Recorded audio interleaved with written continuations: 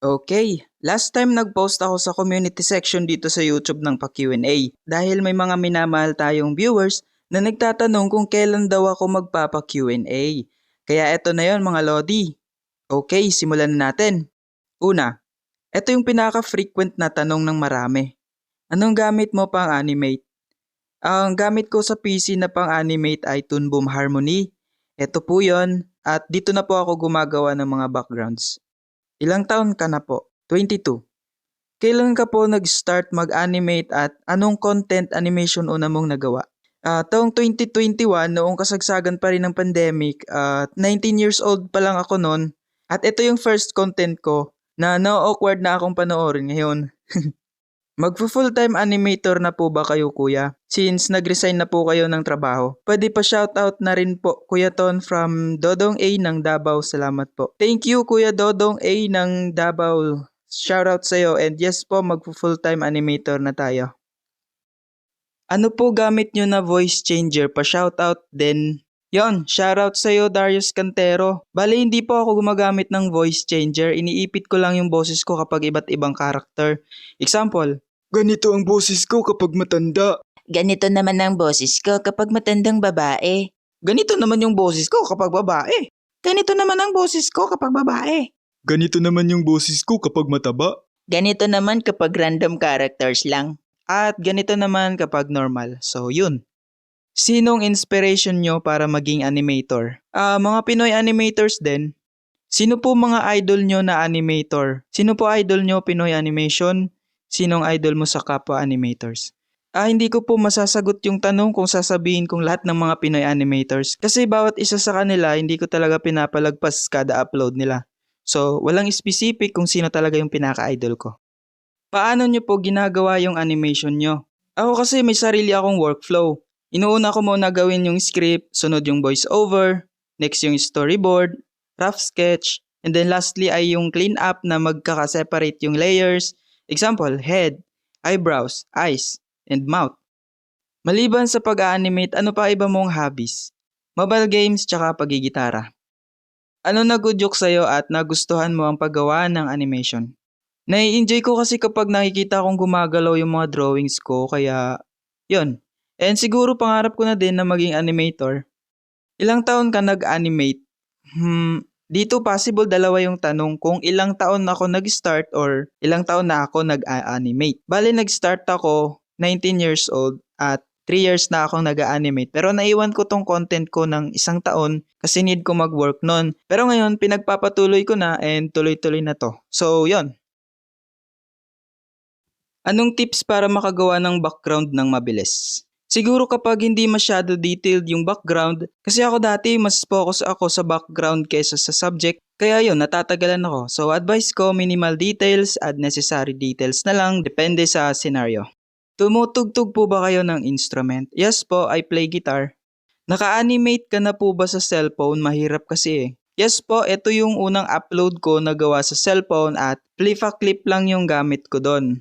Sino nag-inspired sa'yo sa ganyang art style at animation? Siguro kay Kuya Jen, pero ang ginawa ko, ni-random design ko lang siya kung ano lang yung magiging kalalabasan ng OC. Taga saan po ba kayo? Di ko sasabihin yung specific pero Bicol. Bicol po. Kuya, nanonood ka ba ng anime? Kung oo, ano po? Demon Slayer at Attack on Titan.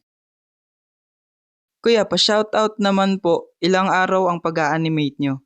Thank you, Nasrola Undong. Shoutout sa'yo. Depende po kung gaano kahaba. Kapag 8 minutes, inaabot ako ng 3 to 4 weeks. Depende kung tinatamad pa. Kailan mo po nagustuhan ang paggawa ng animation or pagdodrawing? Since senior high school po.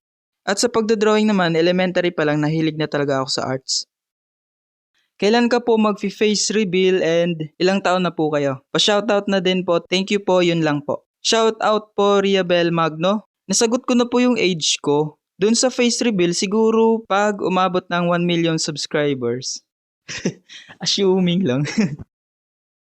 Why you so pogi, Lods? Siguro po yung OC pwede. Pero yung animator, nako malabo pa sa blur. Kuya Ton, anong favorite mong subject? Arts sa mga PH. Bakit nyo po nagustuhan ang animation? Kasi pangarap ko po. Happy po ba, Kois? Super! What is the most difficult things in doing animations? And yun lang po. And pabati po ako sa mga taga-Kasiguran Sorsogon. Thank you. Thank you din Lods, Kirk, Ace, and shoutout sa mga taga-Kasiguran Sorsogon. Para sa akin yung pinakamahirap sa pag-animation ay ang body movements, lalo na kapag magalaw yung characters. Paano ka naging animator? Nood-nood sa mga tutorials sa YouTube and practice-practice lang, basta tiyagaan lang po. Masaya po ba kayo sa pag-animation? Pa-shoutout po sa next video. Thank you po, shoutout sa'yo Rochelle Ann Valiero Delmo. Tama po ba pagkaka-pronounce ko? Sa tanong, opo, masayang-masaya po. Q&A. Random question lang po. Sino ang bias mo sa Bini member at paki-explain why? Si Bini Sheena. Kasi she motivates us. Ka muna, ang buhay ay de karera, kaya ka muna. Hehehe. Ano po real name nyo kahit first name lang po? Oops, secret lang po. Pero yung name ko nagtatapos sa Ton, kaya Ton Animation yung name ko dito. Ano po full name nyo? Secret! Bakit ka naging content creator? I want face reveal and pa-shoutout na din. Thank you so much. Thank you din Lods Roblox Zach. Sa tanong, para po mapakinabangan naman yung talent ko sa pagdodrawing. Hehe. May girlfriend na po kayo? Wala po. Magkano na lahat na gastos mo sa animation? Like for example, subscription, price ng laptop, or drawing tablet at iba pa. Yung unang gamit ko na laptop, gamit ko pa yun nung senior high school pa ako. Di ko na matandaan yung price pero I think 11,000 since second hand lang naman yun. Yung gamit ko naman ngayon binigay lang to ni Pastor. Shoutout kay Pastor. Then yung graphics pen, 1.5 and other accessories, mga 1K rin. Bale, mga 13,000, ganun. Pero advice ko, be practical na lang kapag nagsisimula pa lang kasi ako, I'm still on that stage na nagtitipid muna. Bakit ang mahal ng siopaw? Siguro po dahil mahal din yung pusa. Di joke lang. Ewan ko po. Ano pong gamit yung app sa pag-record ng voice at basic tips naman po para sa mga gustong matuto mag-animate. Thank you. Ang gamit ko pong app sa pag-record ay Audacity. Isa siyang software sa PC. Yun ang gamit ko kasi may pang-denoiser siya na nagtatanggal ng background noise. Pwede rin po yung BandLab install nyo sa cellphone at kahit mic lang ng headset kasi may feature din yung app na kayang ma-edit yung boses na para ka lang gumagamit ng mamahaling microphone. Tips naman sa gustong matuto mag-animate, simulan nyo po muna aralin yung 12 Principle of Animation. Malaking tulong yun guys. Then choose your desired animation software. Yeah, yun lang. Gumagamit po ba kayo ng drawing tablet? Kung oo, ano pong brand? Yes po, ang gamit ko ngayon ay XP Pen Deco Mini 7. Bisaya ka po ba? Hindi po. Yung native language ko kasi may halong Bisaya, kaya minsan kapag nagtatagalog ako may accent na pang Bisaya ba? Ano ang mga pinakamalaking challenge na naranasan mo habang nag-a-animate? Pa-shoutout din Kuis. Shoutout po Aubrey Kain, marami pong salamat. Marami pong challenges ang naranasan ko habang nag-a-animate. May time na habang nagdo-drawing ako, biglaan na lang nag-crash yung yung app. Tapos pagka-restart ko ng PC, ayun, nawala na yung ginagawa ko. Kaya ang ginawa ko ulit. Ha? Tapos eto, share ko lang, outside naman sa pag-a-animate, doon naman sa pagre-record ng boses, ang challenge ko doon ay yung mga ingay sa paligid, tahol ng aso, manok, motor, mga ibon, mga UFO, mga eroplano, mga jet fighter. Di joke lang. Kuya Ton, bakit ang tagal nyo mag-upload? Sana magawa ng part 3 yung baon animation.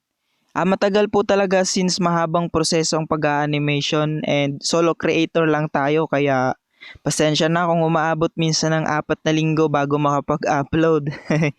And about naman po sa baon part 3, pag-iisipan ko kung gagawan ko man siguro mga pinagbabaon ko naman nung high school na ako. Comment nyo nga po if agree kayo doon. May balak po ba kayong gumawa ng series? Kahit anong story, susubaybayan ko po yun. Pwede. Pero as of now, mga kwento-kwento muna sa buhay. Kasi baka mahabang proseso yung ganon pero try natin soon. Magka-college po ba kayo? Sana, kaso po mas nag-focus na ako ngayon sa passion ko. Kung magka-college man ako, kukunin ko pa rin yung course na animation eh. Since naandito na rin ako, why not kahit hindi na lang mag-college? Pero kung usapan diploma o diskarte, I encourage you guys na magpatuloy talaga kayo sa pag-aaral nyo. Tapusin nyo hanggang kolehiyo. Mas big achievement pa rin kung pagsasabayan nyo yung diploma at diskarte. Kasi hindi ka wala ng diskarte kasi naandyan lang yan. Pero ang diploma, masasabi ko oo. So, yun lang mga Lodi. Maraming salamat sa inyong mga katanungan. Sana nasagot ko rin kahit papano. Actually, marami pang nag-comment pero hindi ko na sila naabutan. Pasensya na po kung hindi ko nasama ang ilan dito sa pa-Q&A natin ngayon. Hindi nakakayanin kasi ng oras natin. So, yun lang. So, yan. Kita-kits na lang tayo ulit sa next video. Bye-bye!